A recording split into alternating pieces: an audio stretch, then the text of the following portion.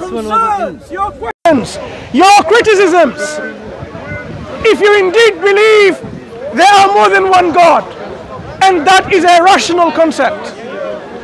Because as Muslims, we invite you to think rationally.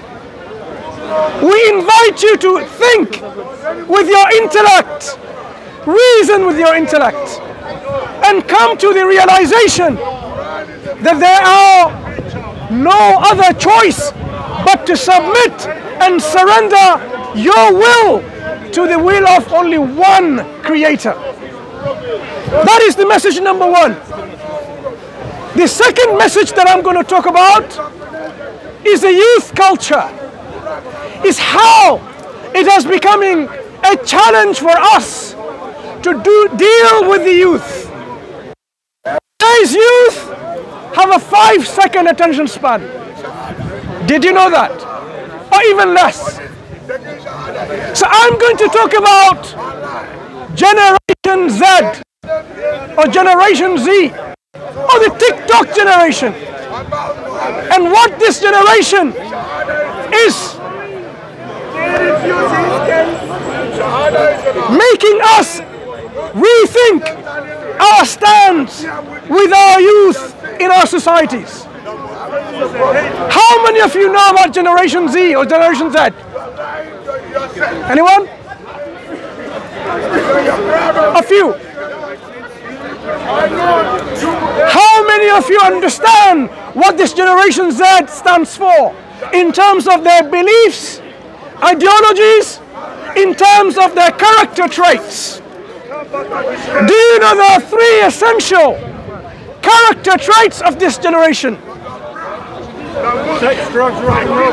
Those of you who do not understand this demographic or cohort-based analysis of generations, from about 1996, those who were born after that, these are the Generation Z. The Generation Alpha that precedes that is about from 2006 onwards. So we are dealing with youth in their prime who are Generation Z, which came after the Millennials and the Generation X. How many of you have TikTok or know about TikTok? Generation Z, 60% or more of them are consumers, users of TikTok. 2/3. So immediately you realize we are talking about a generation of youth, a youth culture, in which 2/3 of them, they consume TikTok, they use TikTok. I didn't know about TikTok until very recently. But it is essential for us to know, what is this social media?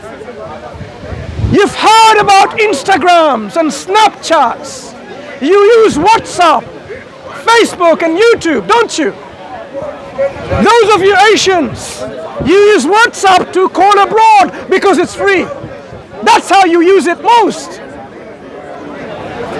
Those of you who want to connect with your friends and want to authenticate yourself, your identity, you write on Facebook.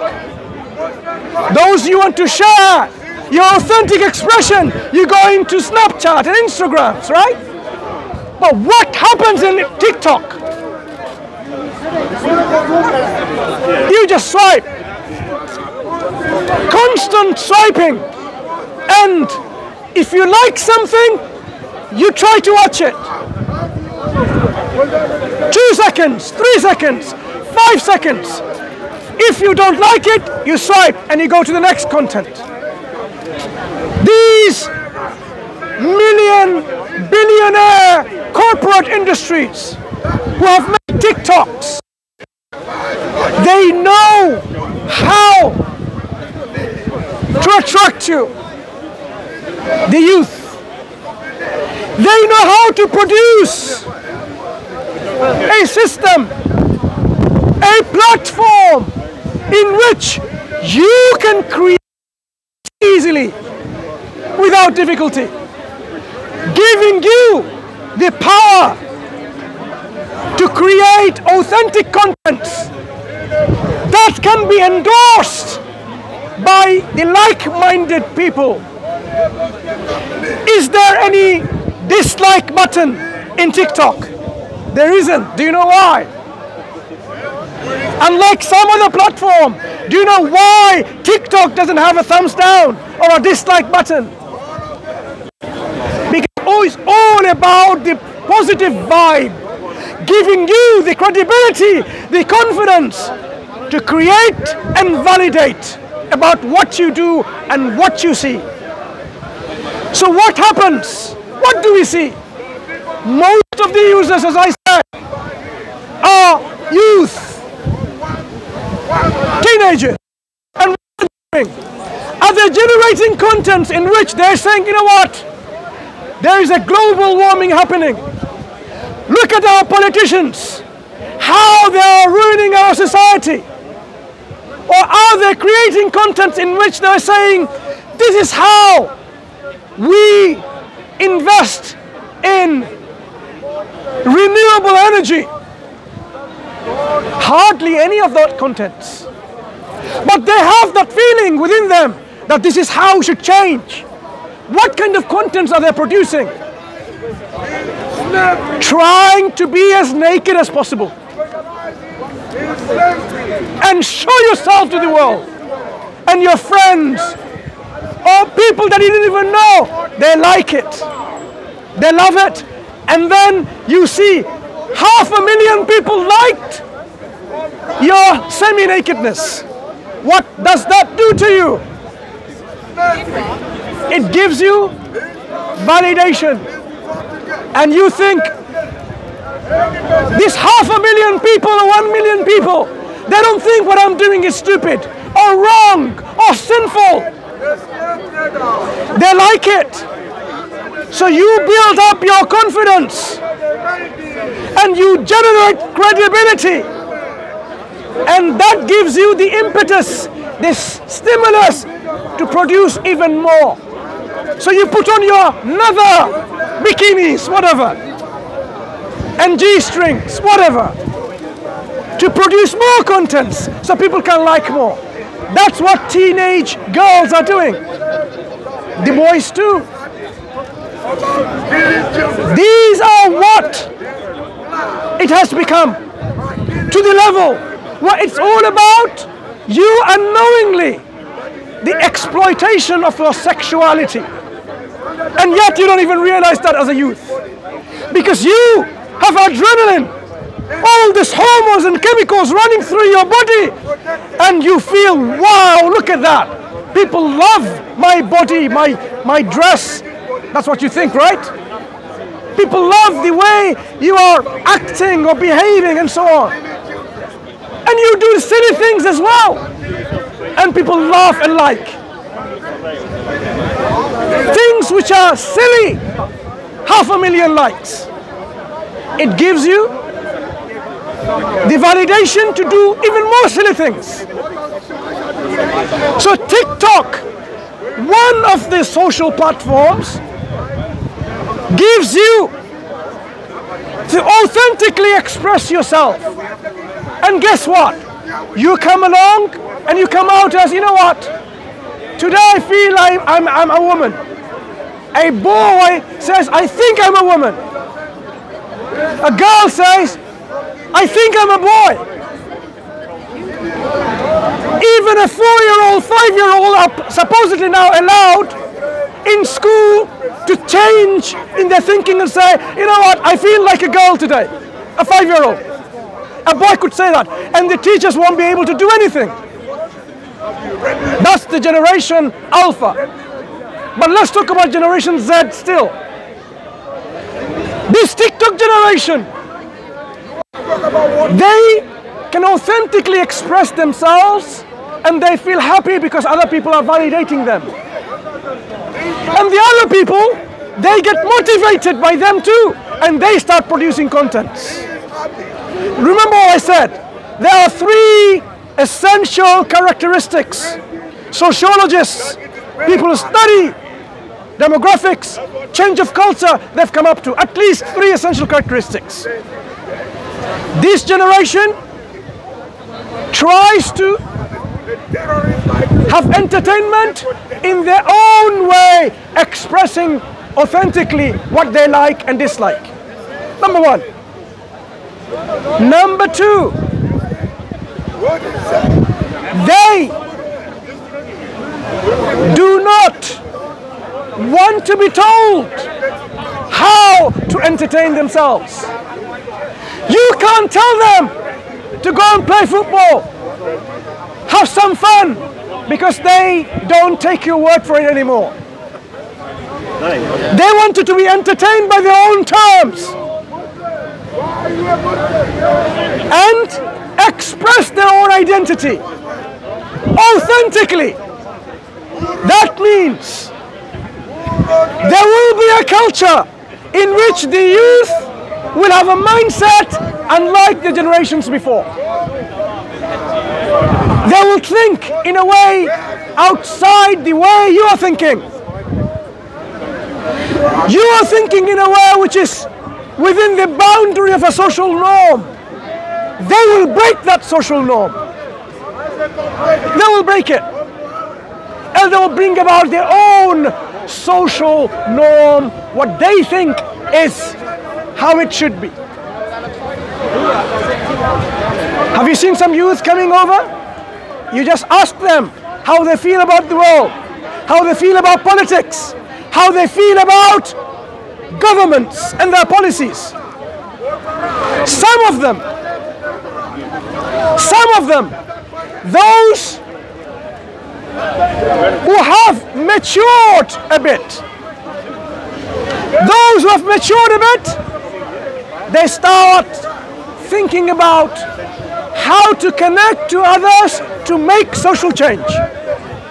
Not only have entertainment, but to make social change. That means they're trying to connect to the others of a like-minded nature. This is another characteristic. To connect to the other who are of the like-minded nature, so that they can connect with each other and think about how they can bring about change in society, or in politics, or in governments. But unfortunately for them, which they don't realize is, they are being controlled and governed by the social media, which they are consuming and using to connect to others. They don't realize that. Because this TikTok platform, for example, is generating contents which are technically unlimited. Technically unlimited. So they have built in an anticipation within the mindset of the TikTok users, this Generation Z, that you know what? You will never get bored, there's always something. Just swipe with your thumb and you get contents. And they keep generating contents. In that way, this generation is hooked to this media platform. That's how you hook them. They cannot come out of it. The one who uses TikTok and has 1 million likes, it will be difficult for them to come out because they are hooked by this platform, not realizing that they're spending billions of dollars understanding your mindset. Do you think the owners of TikTok don't spend millions of dollars to see how they market to you, the youth? That's what they're doing. That is why they're giving you a platform which is so easy to make content. You don't have to even buy or go outside and download your videos. It's there embedded within that social media platform, TikTok. So let's leave it there for now. And we'll perhaps talk about the other characteristic later. But I want to wrap up with the ones I've given you to think. How do we, as parents, how do we, as a generation before this youth generation, the Generation Z, how do we connect with them to engage with them in a meaningful way so that they better themselves in this life and in the hereafter. Especially when we have understood that they have a 5-second attention span. Do you know what's going to happen, or what is happening? This generation, even though they're techno-savvy, techno-naive, they know how to use these programs. Let me give you an example why I say how it's widespread, not in UK and Europe only. Where I'm from, in the Indian subcontinent, right? There's a few countries there. Someone from our relatives, a girl from a village, got married through TikTok. Can you believe that? We are talking about a third world country. If it's still or a developing country, okay, let's be charitable. That's the reality, by the way. Getting married through TikTok, there. What about here? So what is happening? People are consuming this in such a way, it is controlling their lives. That father who was in abroad, elsewhere, had no control of his daughter. He had to succumb. He had to agree, because otherwise his daughter would go in a different way to get married to that boy, right? So this generation, because of the way they consume, every time they flick a video, they don't like it within the title, they go to the next one and the next one. What this has done, it has reduced the attention span. They will find difficulty in putting their attention, giving their attention in school and in class, because they don't want to hear a lecture 45 minutes long. They are not interested in reading books and literature and stories and poems. Do you know why? Because it's all about video contents, music, which I didn't talk about. They consume music, sexualization, and dance, all these videos. Anything that feeds with their entertainment within their youth culture. So what is going to happen? This generation, even though they're techno-savvy, would they be able to go up? In a way, their vocabulary will be quite expanded and broad? No, because the vocabulary will be very limited because they don't read. If you don't read, your vocabulary, your language will be only the languages that your friends, your colleagues that share in TikTok. That's all. So it is going to create a generation that would not be able to express themselves in words, but only in pictures and videos. So, the challenge to us is this: how do we then make leaders from this generation? How do we safeguard this generation from being poisoned? From being poisoned in their morality, in their ethics, in their ideology, because they will not concentrate or give time to the worship of their Creator. They would rather be focusing on the worship of their own self, their own ego, the entertainment. That generation will be feeding their ego. That's how they will entertain themselves. So how do we save this generation from decay, from decomposition? We as parents, as elders, we need to think about strategy to deal with this global phenomenon. So those of you who are thinkers, leaders, those of you who are policymakers in the Muslim world and in the non-Muslim world, you need to wake up and start rethinking your traditional way of dealing with the youth are over. You cannot simply think you will invite them in your madrasas, in your maktabs, in your mosque, and you give them Education and that's it, they're not interested. So how do you educate?